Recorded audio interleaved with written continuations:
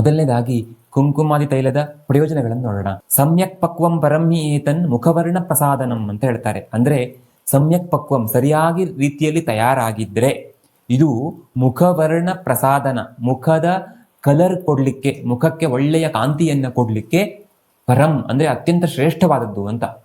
ನೋಡಿ ಇಲ್ಲಿ ಕಂಡೀಷನ್ ಹಾಕಿದ್ದಾರೆ ಅವರು, ಸಮ್ಯಕ್ ಪಕ್ವಂ ಅಂತ ಸರಿಯಾಗಿ ತಯಾರಾಗಿದ್ರೆ ಅಂತ. ಜೊತೆಗೆ ಇದು ಎಷ್ಟು ಶ್ರೇಷ್ಠವಾದದ್ದು ಉಳಿದ ಅಂದ್ರೆ ನಾವು ಮುಖ ಚಂದ ಕಾಣ್ಲಿಕ್ಕೆ ಅಪ್ಲೈ ಮಾಡುವ ಎಲ್ಲ ಐಟಮ್ಗಳಲ್ಲಿ ಅತ್ಯಂತ ಶ್ರೇಷ್ಠವಾದದ್ದು ಅಂತ.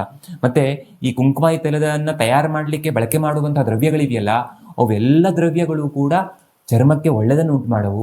ಚರ್ಮಕ್ಕೆ ಏನಾದರೂ ಸಮಸ್ಯೆ ಇದ್ರೆ ಅದನ್ನ ದೂರ ಮಾಡುವಂಥವು. ಸಾಮಾನ್ಯವಾಗಿ ಚರ್ಮ ರೋಗ ಇರುವಂಥವರಿಗೆ ನಾವು ಕೊಡುವಂಥ ಔಷಧಗಳು. ಹಾಗಾಗಿ ಈ ಸಾಮಾನ್ಯವಾಗಿ ಕಾಸ್ಮೆಟಿಕ್ಸ್ ಅನ್ನ ಅಪ್ಲೈ ಮಾಡಿ ಮುಖ ಹಾಳಾಗತ್ತಲ್ಲ, ಹಾಗಾಗ್ಲಿಕ್ಕೆ ಸಾಧ್ಯ ಇಲ್ಲ ಅಂತ. ಮತ್ತೆ ಕುಂಕುಮಾದಿ ತೈಲವನ್ನೇ, ನಿಜವಾದ ಕುಂಕುಮಾದಿ ತೈಲವನ್ನೇ ಬಳಕೆ ಮಾಡಿದರೆ ಅದು 100% ನ್ಯಾಚುರಲ್ ಆಗಿರುತ್ತೆ ಹೊರತು ಅಲ್ಲಿ ಯಾವುದೇ ಕೆಮಿಕಲ್ಗಳ ಬಳಕೆ ಆಗಿರೋದಿಲ್ಲ. ನೀಲಿಕಾ ಪಿಡಕ ವ್ಯಂಗಾನ್ ಅಭ್ಯಂಗಾದೇವ ನಾಶಯೇತ್. ಅಂದ್ರೆ ಈ ಕೆಲವು ಕಲೆಗಳು, ಉದಾಹರಣೆಗೆ ಮೊಡವೆ ಆಗಿ ಹೋದಂತಹ ಉಳಿದಂತಹ ಕಲೆ, ಅಥವಾ ಬಂಗು, ವ್ಯಂಗ ಅಂದ್ರೆ ಬಂಗು ಅಂತ, ಪಿಡಕ ಅಂದ್ರೆ ಉದಾಹರಣೆಗೆ ಮೊಡವೆ ಅಂತ ಅಂದ್ಕೊಳ್ಬೋದು ಮುಖದ ವಿಷಯ ಆಗಿದ್ದಕ್ಕೆ. ಸೊ ಆ ಥರದ ಯಾವುದೋ ಕಜ್ಜಿ ಗುಳ್ಳೆ ಇವುಗಳು ಆಗಿದ್ದಂತಹ ಕಲೆ ಹೋಗ್ಲಿಕ್ಕೆ, ಸಮಟೈಮ್ಸ್ ಆ ಸಮಸ್ಯೆಯೇ ಗುಣ ಆಗ್ಲಿಕ್ಕೆ ಈ ತೈಲ ತುಂಬಾ ಅನುಕೂಲಕರ. ಅಭ್ಯಂಗಾದೇವ ನಾಶ ಆಯ್ತು ಅಂದ್ರೆ ಜಸ್ಟ್ ಹಚ್ಚೋದ್ರಿಂದ, ಅಂದ್ರೆ ಅಭ್ಯಂಗ ಮಾಡ್ಕೊಳ್ಳೋದ್ರಿಂದ ನಾಶ ಆಗತ್ತೆ, ಗುಣ ಆಗತ್ತೆ ಅಂತ ಅರ್ಥ.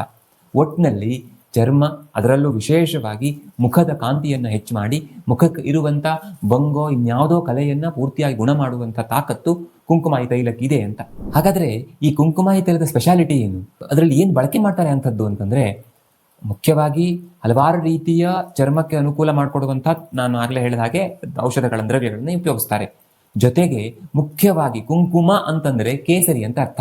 ನಾವು ಕೇಸರಿ ಬಾತ್ಗೆ ಬಳಕೆ ಮಾಡುವಂಥ ನಿಜವಾದ ಕೇಸರಿ ಇದೆಯಲ್ಲ, ಈ ಕಾಶ್ಮೀರದಲ್ಲಿ ಅದನ್ನು ಬೆಳೀತಾರೆ, ಆ ಕೇಸರಿಗೆ ಸಂಸ್ಕೃತದಲ್ಲಿ ಕುಂಕುಮ ಅಂತ ಕರೀತಾರೆ. ಹಿಂದೆಲ್ಲ ಈ ಕುಂಕುಮವನ್ನು ಹಚ್ಚೋದು ಅಂತ ಹೇಳ್ತಾರಲ್ಲ, ಅದಕ್ಕೆ ಕೇಸರಿಯನ್ನೇ ಬಳಕೆ ಮಾಡ್ತಿದ್ರಂತೆ. ಆ ಕೇಸರಿಯಿಂದನೇ ಮುಖಕ್ಕೆ ಲೇಪ ಮಾಡ್ಕೊಳ್ಳೋದೆಲ್ಲ ಮಾಡ್ತಿದ್ರಂತೆ.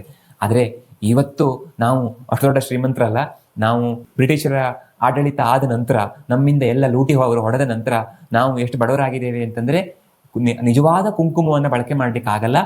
ಅರಿಶಿನವನ್ನ ಸಂಸ್ಕಾರ ಮಾಡಿ ಅದಕ್ಕೆ ಕೆಂಪು ಬಣ್ಣವನ್ನು ಕೊಟ್ಟು ಅದರಿಂದ ನಾವು ಕುಂಕುಮ ಅಂತ ಅಪ್ಲೈ ಮಾಡ್ತೇವೆ. ಈಗ ಕೆಮಿಕಲ್ ಕೂಡ ಸಿಗತ್ತೆ ಬಿಡಿ.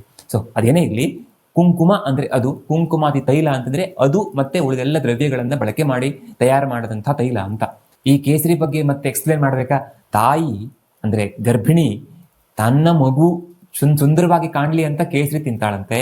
ಅಂದ್ರೆ ಆ ಒಂದು ಪ್ರತೀತಿ ಇದೆ ಅಂತ, ಅಥವಾ ಆ ಒಂದು ಪದ್ಧತಿ ಇದೆ, ಒಂದು ಚಂದ ಕಾಣ್ಲಿಕ್ಕೆ ಕೇಸರಿ ಉತ್ತಮವಾದ್ದು ಅಂತ. ನಿಜ ಸತ್ಯ ಕೂಡ. ಆಯುರ್ವೇದದ ಈ ನಿಘಂಟುಗಳಲ್ಲಿ ಅಥವಾ ಗ್ರಂಥಗಳಲ್ಲಿ ಕೇಸರಿಯ ಎಕ್ಸ್ಪ್ಲನೇಷನ್ ಕೊಡುವಾಗ ತನುಕಾಂತಿಕಾರಕಂ ಅಂತ ಹೇಳ್ತಾರೆ. ಅಂದ್ರೆ ನಮ್ಮ ದೇಹಕ್ಕೆ ಕಾಂತಿಯನ್ನ ಕೊಡುವಂಥದ್ದು, ಹೊಟ್ಟೆಗೆ ಸೇವಿಸಿದ್ರೆ ಅಥವಾ ಹಚ್ಚಿದ್ರೆ ಕೂಡ. ವ್ಯಂಗ ದೋಷಾಪಹಂ ಅಂತ ಮಹಾಪ್ರಕಾಶ ನಿಘಂಟಿನಲ್ಲಿ ಹೇಳ್ತಾರೆ. ಅಂದ್ರೆ ಈ ಬಂಗನ್ನ ತೆಗಿಲಿಕ್ಕೆ ಇದು ತುಂಬಾ ಅನುಕೂಲಕರ ಅಂತ ಇದೆ.